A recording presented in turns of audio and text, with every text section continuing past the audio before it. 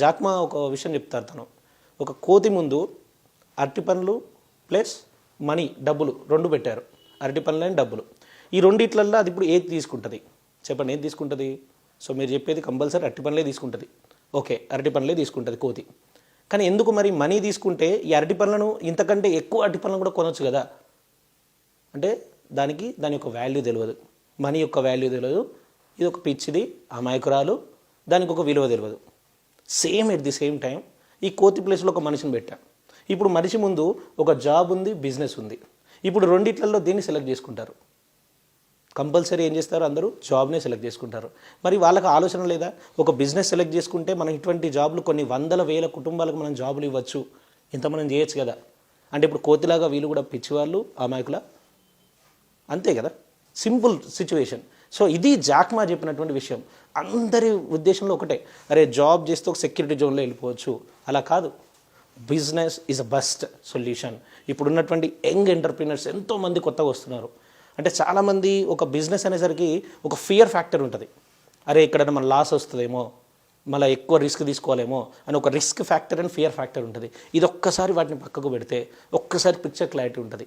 ఒక చిన్న వయసులో ఒక అబ్బాయి న్యూస్ పేపర్స్ వేస్తూ, కోక్స్ అమ్ముతూ, ఎట్ ది సేమ్ టైం తను ఒక స్టాంప్స్ కూడా సేల్ చేస్తూ, ఆ టైంలో వచ్చిన డబ్బుల్ని సేవ్ చేసి ఒక పిన్ బాల్ మిషన్ కొన్నాడు అతను. ఆ పిన్ బాల్ మిషన్ కొని ఆ మిషన్ని మంచి పాయింట్లో, అంటే ఎక్కువ మెంబర్స్ తిరిగేటటువంటి పాయింట్లో, ఒక గేమ్ ఉన్నటువంటి పాయింట్ అది, ఆ పాయింట్లో పెట్టాడు. పెట్టినప్పుడు దాని నుంచి కొన్ని ప్రాఫిట్స్ వచ్చాయి తనకి. ఆ వచ్చిన ప్రాఫిట్స్ తోటి తన 11 సంవత్సరాల వయసులో ఇన్వెస్ట్మెంట్ చేశారు షేర్స్లో.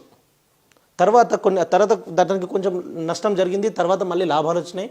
ఒక 3 years గ్యాప్లో, ఒక 14 years ఏజ్, తన 14 సంవత్సరాల వయసులో తను ఇన్కమ్ ట్యాక్స్ పే చేశాడు.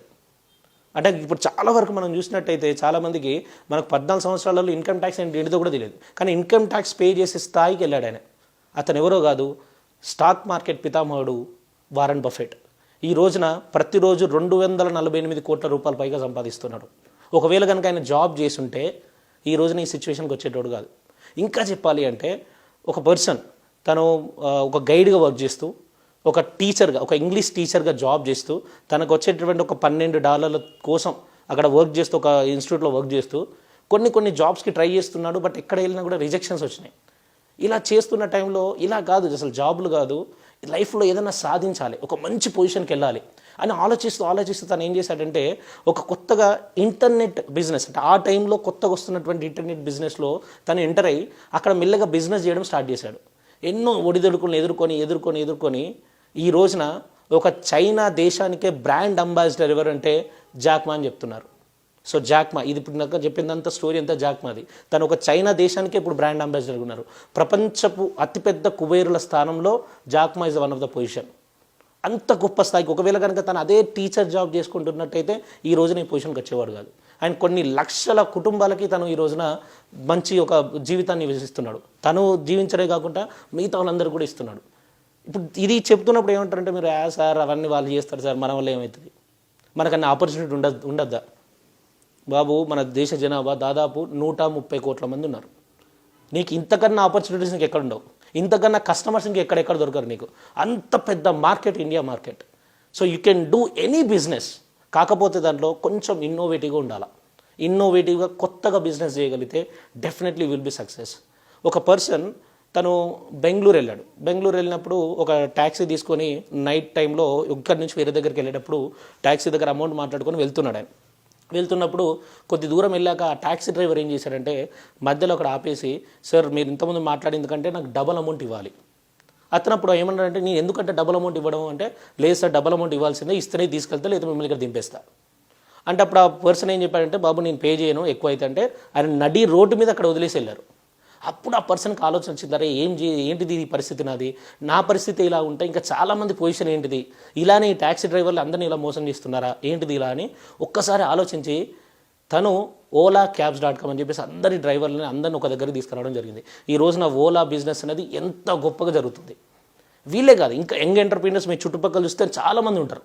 ఇంపాక్ట్ ఫౌండేషన్ ద్వారా మోటివేషన్ క్లాసెస్ చెప్తున్నప్పుడు చాలామంది కొత్త ఎంటర్ప్రీనర్స్ చాలామంది వస్తున్నారు. ఫర్ ఎగ్జాంపుల్ నా ఫ్రెండ్ శ్రీనివాస్ సోన్ ఉన్నాడు, తను జయా సూట్స్ CEO. అండ్ వరంగల్లో రాజేందర్ అండ్ అజయ్ ఉన్నారు. వీళ్ళు ఒక lead life marketing private limited, the age of 29-30 years.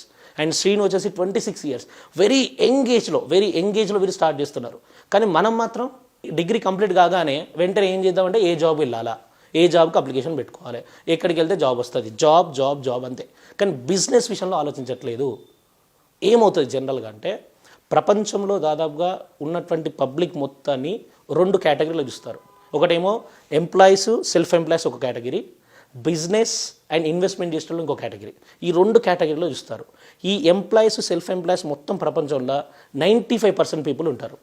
ఈ బిజినెస్ అండ్ ఇన్వెస్ట్మెంట్ చేసేటోళ్ళు 5% ఉంటారు. ఈ 95% పీపుల్ నిరంతరం కష్టపడతారు ఈ 5% పీపుల్ని ధనవంతులు చేయడానికి. ఈ 95% పీపుల్కి వచ్చే income 5% income.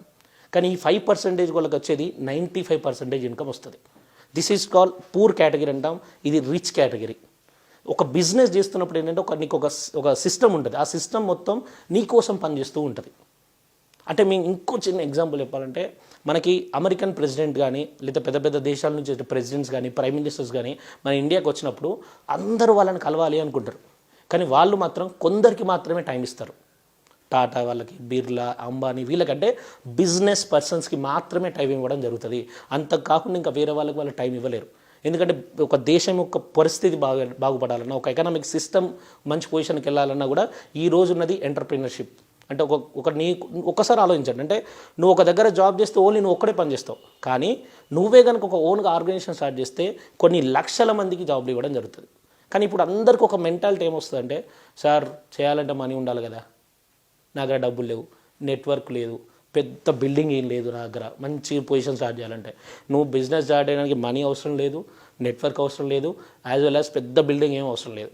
Amazon just only ఒక గుడిసెలో స్టార్ట్ అయింది. ఇన్ఫోసిస్ చిన్న ఒక అపార్ట్మెంట్లో ఒక చిన్న బిల్డింగ్లో స్టార్ట్ అయింది, ఒక చిన్న ఫ్లోర్లో స్టార్ట్ అయింది. ఫేస్బుక్ కానీ మీరు ఏది తీసుకున్నా కూడా అన్నీ చిన్నగా స్టార్ట్ అయ్యే పెద్దగా ఈ రోజున రావడం జరిగింది.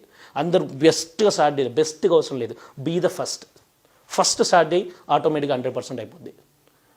ఒక నాకు సంబంధించినట్టే నేను పర్సనల్గా ఫీల్ అయింది ఏంటంటే, ఒక టాలెంట్ ఉన్న పర్సన్ సంపదను సృష్టించలేకపోయినా, బిజినెస్ చేయలేకపోయినా వాడు దేశానికి ద్రోహం చేసినట్టే. సో ఎప్పుడైతే టాలెంట్ ఉన్నటువంటి వ్యక్తి డెఫినెట్లీ ఎంటర్ప్రీనర్షిప్ క్రియేట్ చేసి కొన్ని లక్షల మందికి జీవితాలు ఇవ్వాలి. సో ఇటువంటి అంశాలన్నీ ఒకసారి ఆలోచించి దీంట్లో ఉన్నటువంటి మీ యొక్క పరిస్థితులను బట్టి అక్కడ ఉన్నటువంటి సిచ్యువేషన్లో ఏ బిజినెస్ చేస్తే బాగుంటుంది. ఇప్పుడు చాలా వరకు చూస్తే డిజిటల్ మార్కెటింగ్ సంబంధించిన బిజినెస్ ఎక్కువ వస్తున్నాయి, ఆన్లైన్ సంబంధించిన బిజినెస్ ఎక్కువ వస్తున్నాయి. ఈ పాయింట్ ఆఫ్ వ్యూలో ఆలోచించడం కానీ, ఆర్ఎల్స్ ఇంకా మీకు ఉన్నటువంటి దగ్గర ఉన్న దాంట్లో ఎన్నో మీరు ఒక ఏరియాలకు వెళ్ళినప్పుడు మీకు చాలా వరకు బిజినెస్ కొన్ని ఉండవు, అసలు మీరు దానికోసం ఎంతో వెతుకుతూ ఉంటారు. కానీ ఆ టైంలో అదొక బిజినెస్ స్టార్ట్ చేస్తే ఎలా ఉంటుంది. ఇవన్నీ కొత్త ఇన్నోవేటివ్ థింగ్స్తో కనుక మీరు చేయగలిగితే 100% you will be success. So ఈ యొక్క విషయాలన్నీ మనీ ఉండాలని ఇవన్నీ ఏం లేకుండా just start your business, be a role model for all. Thank you so much for this.